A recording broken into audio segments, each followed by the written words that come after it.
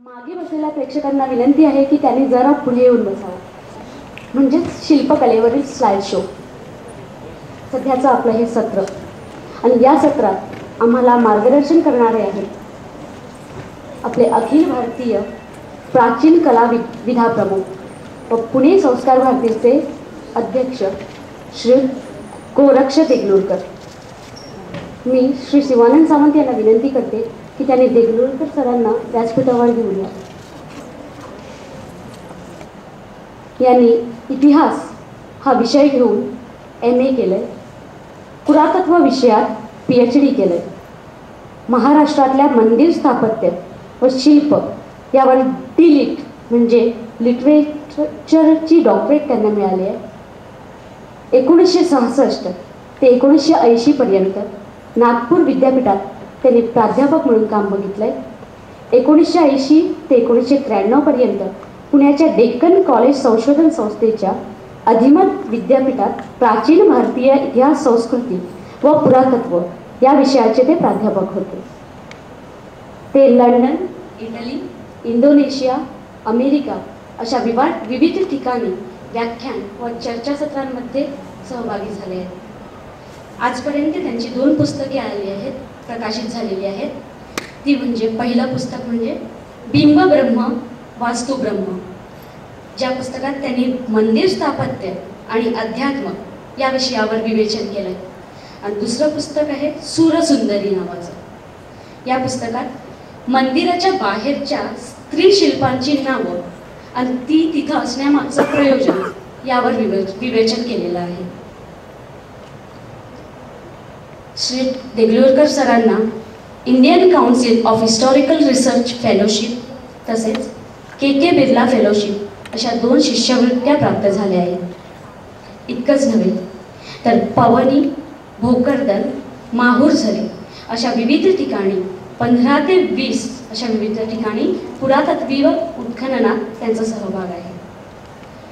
त्यांच्या या कार्याची दखल ब्रिटिश राजवटीच्या वेळेस उत्खनन केलेल्या शिल्पांच्या अभ्यासासाठी ब्रिटिश सरकारने घेतलेली आहे व त्यांना लंडनला बोलावून अभ्यास करायला सांगितले आहे.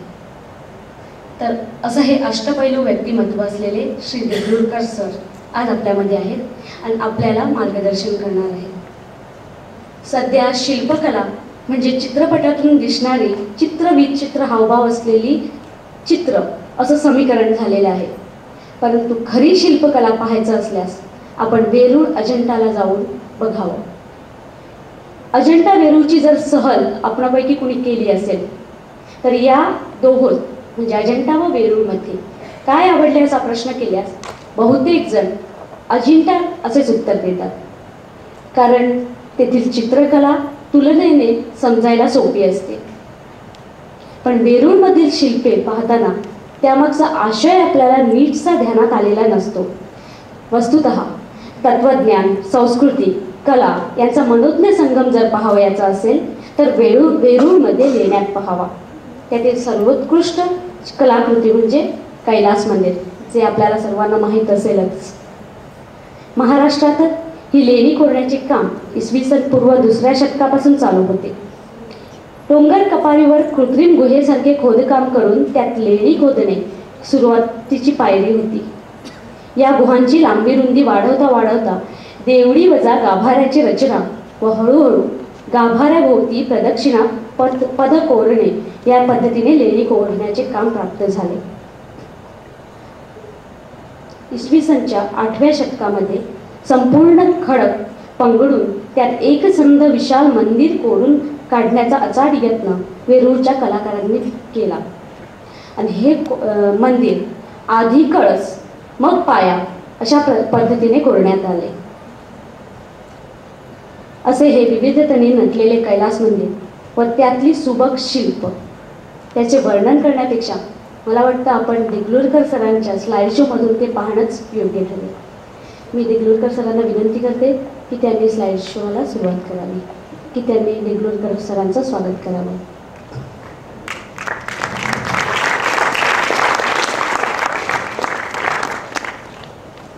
सर आपण साधना का पथ कठीण है असं आम्ही जी साधना केली त्याचं पद किती कठीण आहे याची कल्पना आपल्याला आली असेल. एक तास आपण काही गोष्टी मिळवण्याकरता साधना करत होतो. इथं जमलेली मान्यवर मंडळी, आमच्या संस्कार भारतीचे अखिल भारतीय कार्याध्यक्ष, अखिल भारतीय उपाध्यक्ष, कोकण प्रांताचे अध्यक्ष, कोकण प्रांताचे महामंत्री आणि आपण सर्वजण, मी आज अजिंठा आणि वेरूळच्या संदर्भात आपल्याशी थोडंसं बोलणार आहे आणि मग पारदर्शिका दाखवण्यात हा कार्यक्रम आहे.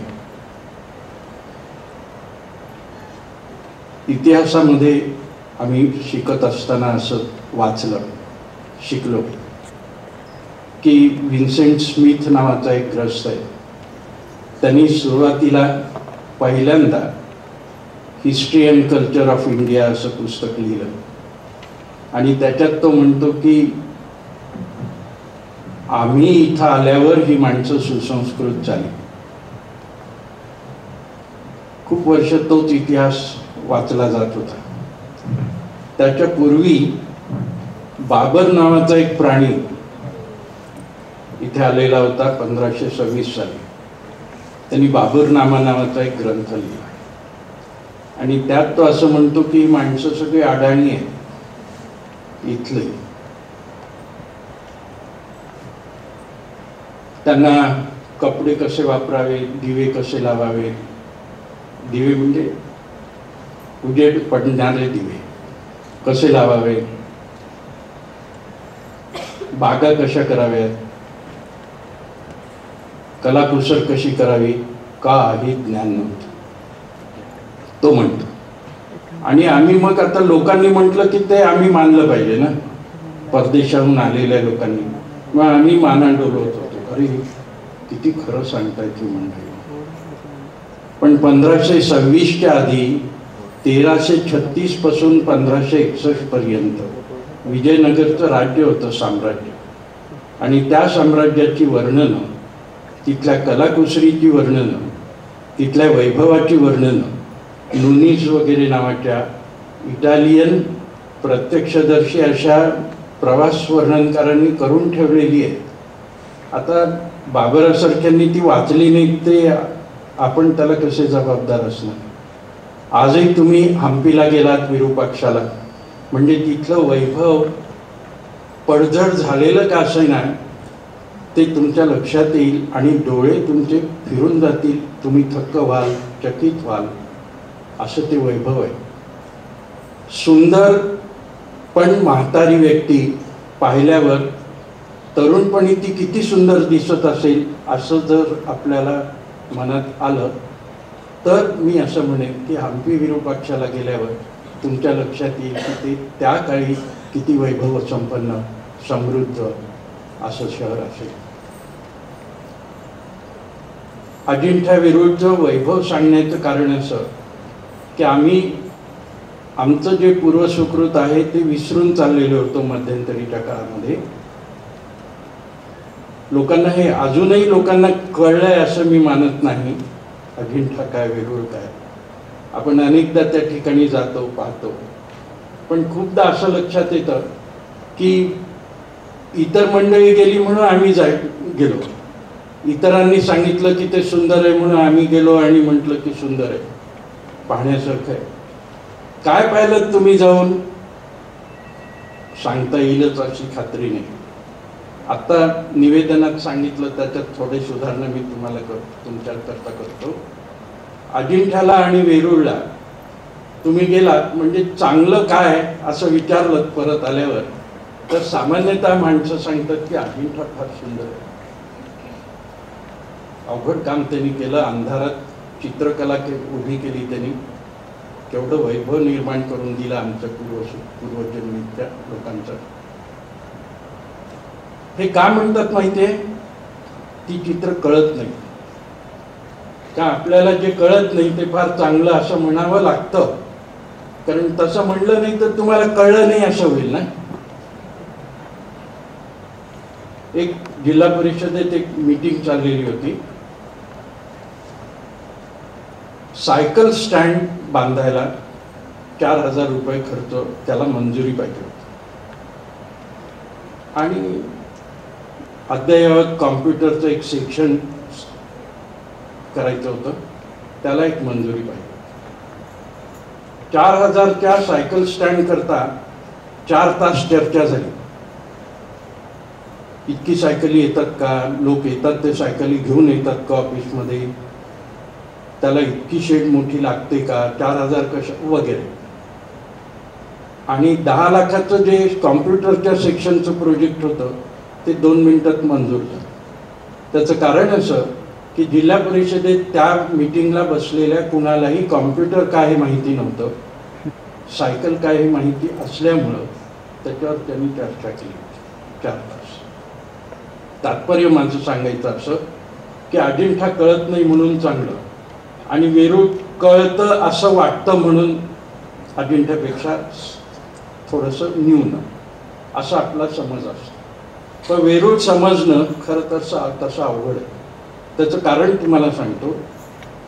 चित्रकारांनी मला क्षमा करावी, चित्र काढणं एका अर्थाने सोपं आहे, कारण चुका दुरुस्त करता येतात त्याच्यात. बरोबर रवींद्र? सोपं या अर्थाने मी म्हणतो. शिल्प कोरणं अत्यंत अवघड काम. आता तुम्ही असं पहा की मी असं म्हणतो की कैलास जे आहे वेरूळचं, त्यात एकही चूक झालेली नाहीये. अक्षरशः तुम्हाला सांगतो मी, एकही चूक नाही. तुम्हाला पटेल असं सांगायचं झालं तर मी असं सांगेन की शेजारणीच्या दृष्टीतनं पाहिलं तरी सुद्धा चूक दिसत नाही. इतकं ते बिनचूक काम आहे. हे करणं किती अवघड आहे, कारण दगड कोरताना चूक झाली तर दुरुस्त करता येत नाही. पार्वतीचं नाक धारदार आहे असं आपल्याला जर दाखवायचं असेल आणि चिन्नी आणि हातोड्याचा घाव थोडासा जोरात पडला नाकाच्या टोकावर, तर पार्वती नक्कीच राहणार, सरळ नाक करताच येणार. मग अवघड कोणतं तुम्ही पहा. आणि शिवाय चेहऱ्यावर भाव आणणं, खरं म्हणजे अजिंठा आणि वेरूळच्या कलाकारांचं कौशल्य यात आहे की चेहऱ्यावर भाव आणता येतात. तुम्ही पहा, तू हसतोयस का रडतोयस असं विचारायची पाळी काही वेगवेगळ्या लोकांच्यावर येते, कारण तो खरं हसतोय का रडतोय हे कळत नाही. त्याला आपण विचारलं की तू रडतोयस का, नाही नाही मी हसतोय. अरे नाही, मेरी सूरत ही वैसी आहे, ती तशीच दिसते. चेहऱ्यावरचे भाव जसेच्या तसे आणणं न बोलता हे किती अवघड आहे. म्हणून आम्ही असं म्हणतो की वेरूळची जी शिल्प आहे ती मूकम करोति वाचालम अशा पद्धतीची. त्यांच्या हृदीचे भाव तुम्हाला कळतात, आणि ते कळतात ते कसे, शब्देविण संवादिते. शब्द नाही पण संवाद त्यांच्या आमच्यात चाललेला आहे. मी चित्र किंवा शिल्प तुम्हाला जेव्हा दाखवेन तेव्हा ते किती बोलकं आहे, साहित्यवत कसं आहे, एक पुस्तक असावं असं एक शिल्प आहे. आपण ते पाहणारच आहोत. त्याच्या आधी मी तुम्हाला थोडीशी ऐतिहासिक पार्श्वभूमी सांगतो.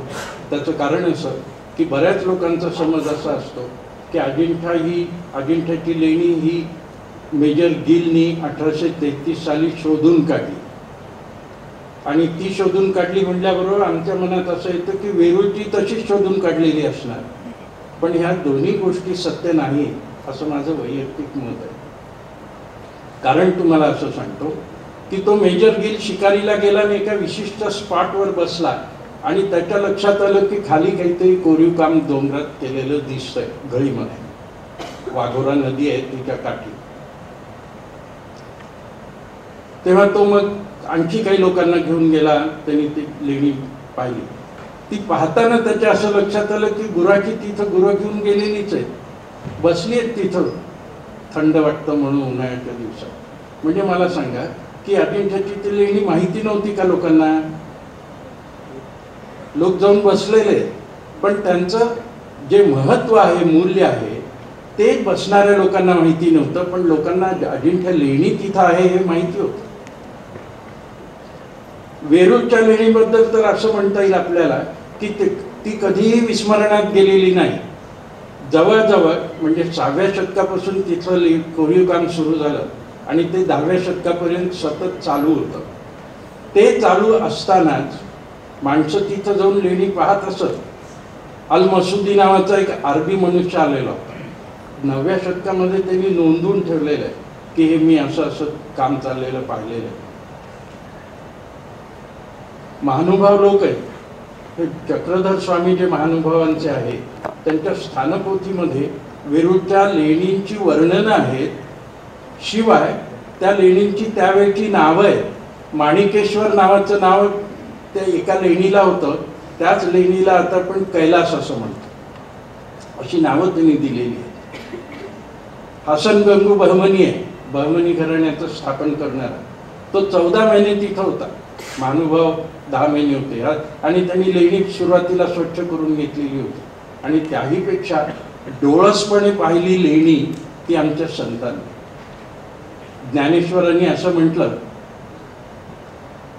देव देऊळ कोरुनी की जो कोरून काढला डोंगरू, ऐसा भक्तीचा व्यवहारू कान व्हावा.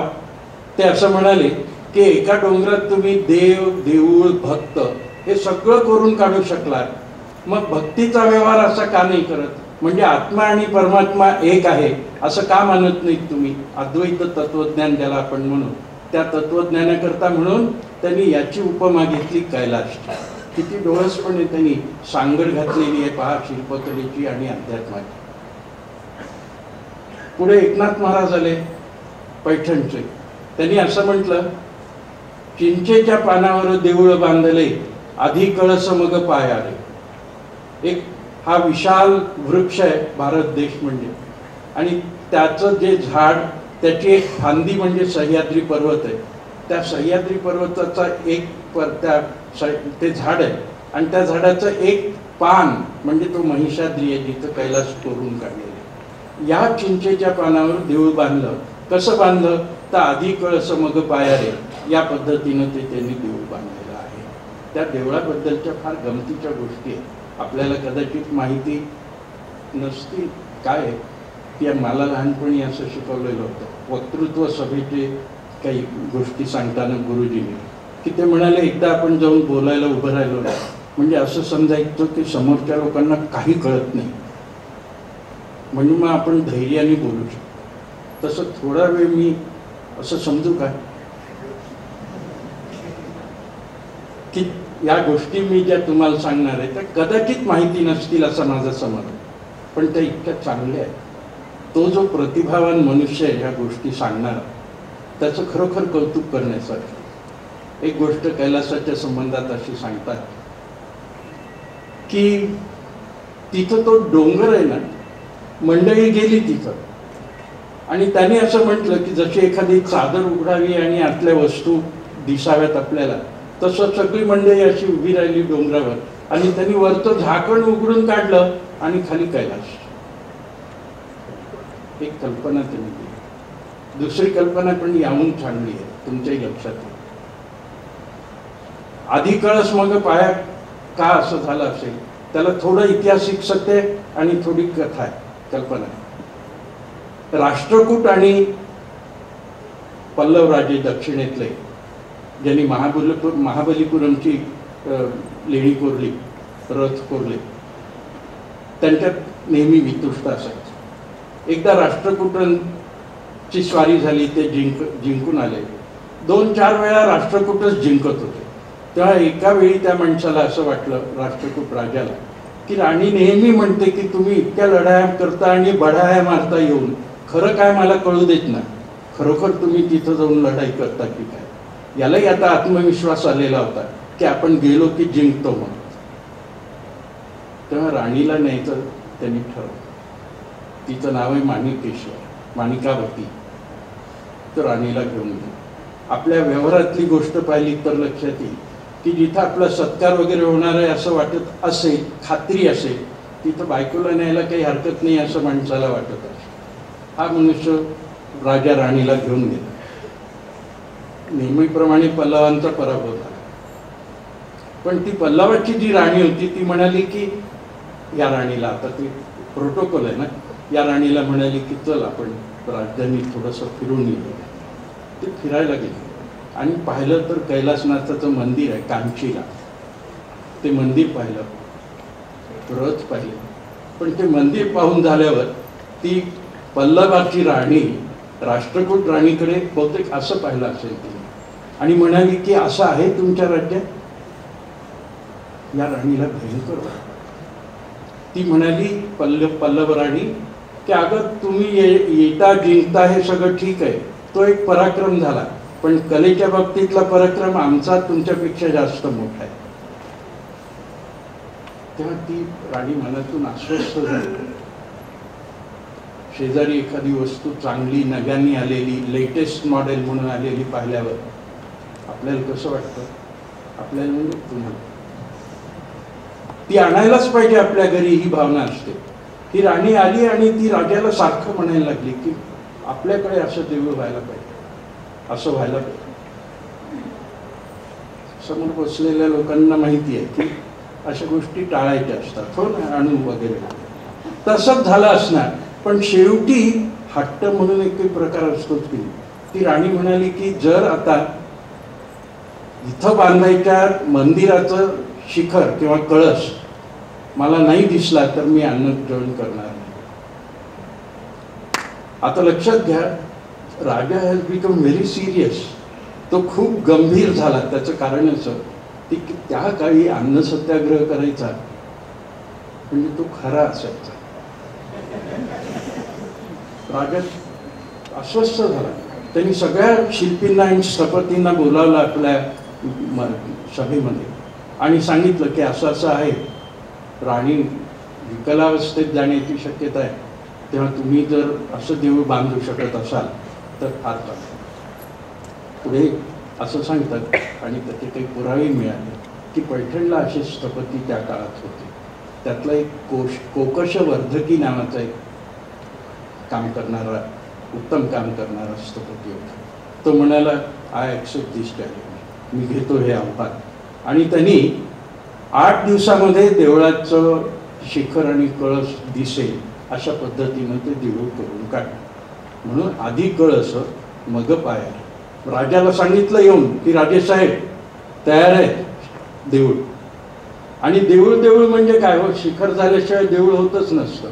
शिखर इथं झालेलं आहे, कळसयुक्त शिखर. ते राणीने पाहिलं आणि उपास सोडला, अशी एक कथा आहे. याहून चांगली एक कथा सांगू तुम्हाला, प्रतिभेने परिस्फुट अशी. काही गंधर्व, अप्सरा, विद्याधर, किन्नरी शिवाकडे गेले कैलासात. खऱ्या म्हणाले आम्हाला एकदा भारतात अजून जायचं. शिवानी सहज विचारलं की कशा करता जायचं, इतके तर तुम्ही जाऊनच आलात. नाही, भारत नित्य नूतन असतो म्हणा, प्रत्येक वेळी नवीन काहीतरी असतं आणि इलेक्शन असल्यावर तर खूपच नवीन गोष्टी. तेव्हा आपल्याला तिथं जायला आम्हाला परवानगी. देव म्हणाला की, महादेव म्हणाले की ठीक आहे, अट एक, सूर्यास्त होण्याच्या आत तुम्ही आला पाहिजे. परत आपलं काम असलं म्हणजे आपण अशा अटी कबूल करतो, त्यात पार करतो की नाही हा भाग वेगळा असतो. तेव्हा ती माणसं, गंधर्व, अप्सरा, स्वर्गलोकीची माणसं असं मी म्हणतो, ती भारतात आली. पाहायला लागली. खूप चमत्कारिक गोष्टी त्यांच्या नजरेस यायला. एक मनुष्य त्यातला थोडासा सजग होता, चतुर होता. तो म्हणाला अरे आता निघूया आपण, संध्याकाळ होत आली, आपल्याला परतायचं. निघाली ही मंडळी अंतराळातनं विहार करत. दुसरा म्हणाला आपल्याला परतायचं म्हणजे कुठं परतायचंय? कैलासात. हा काय कैलास म्हणाला. अरे इतक्या लवकर आला कसा? म्हणून ही सगळी मंडळी, आता जो मी कैलास तुम्हाला दाखवणार आहे, नेणार नाही म्हणून, कैलास दाखवणार आहे, त्या कैलासात उतर. इतस्तता विखुरली आणि तिथलं सौंदर्य सगळं शिल्पातलं, स्थापत्यातलं पाहत पाहत ही मंडळी सगळीकडे फिरत बसले आणि संध्याकाळ होईल. या दोन गोष्टी आल्या की एक, संध्याकाळ होते आहे याचं भान ह्या माणसाला न राहावं इतकं सौंदर्य त्या कैलासमध्ये व्यापृत झालेलं होतं.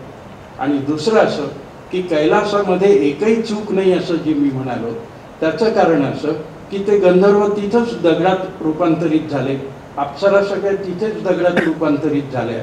आता गंधर्व आणि अप्सरा यांच्या व्यक्तित्वामध्ये दोष असायचं कारणच नाही. त्यामुळं कैलासमधली सगळी शिल्प अत्युत्कृष्ट म्हणावीत अशी आहेत, स्त्रियांची असो पुरुषांची असो. आणि म्हणून आपल्याला ती भावतात, आपल्या मनाला आनंद देतात. अशा ह्या कथा प्रतिभावंतांनी निर्माण केल्या. त्याला बेसिस असं की कैलास खरोखर इतका सुंदर. या ज्या शिल्पकारांनी हा एक लेणं कोरलं तो असं म्हणाला की असं पुन्हा आपल्याला तयार करता येईल काय. त्यांनी प्रयत्न केला, त्याला तयार करता आलं.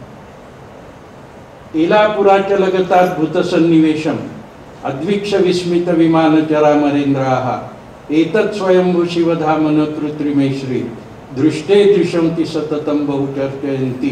पुढे असं म्हटलंय, ताम्रपटातला मी श्लोक म्हणून दाखवला तुम्हाला, 9व्या शतकातला. कर्तापि यस्य खलु विस्मयमाप शिल्पी. तो कर्ता जो शिल्पी होता तोच चकित होऊन गेला कैलास पाहून. काल आपण चित्रकलेचं उद्घाटन पाहताना पाहत होतो की मध्यंतरीच ते नावेलकर असे थोडंसं बाजूला होऊन चित्र पाहून त्यात सुधारणा करत होते. हा स्थपती असाच बाहेर आला कैलासच्या, दूर उभं राहून त्यांनी पाहिलं, अरे इतकं सुंदर कैलास लेणं मी तयार केलं असेल. विस्मय माप शिल्पी, तोच आश्चर्यचकित होऊन गेला, माझ्या हातनं घडलं कसं. अरे तुझ्या हातनं ते घडलं नाही, ते घडवलं गेलं. एतत् स्वयंभू शिवधाम न कृत्रिमेश्री. हे स्वयंभू शिवधाम आहे, हे कृत्रिम असणंच शक्य नाही, हे देवदत्तच आहे. अशी भावना त्या शिल्पकाराच्या मनामध्ये आली. त्याचं कारण तुम्हाला सांगतो की तो भारतीय संस्कृतीतनं निर्माण झालेला शिल्पकार आहे. हे माझं आहे असं म्हणायचं त्याला त्याची गरजच वाटली नाही. त्याचं मन असं तयार झालेलं होतं की मी ज्या ज्या कलाकृती निर्माण करीन त्या सगळ्या माझ्याकडून परमेश्वराने करवून घेतलेल्या आहेत. माझं असं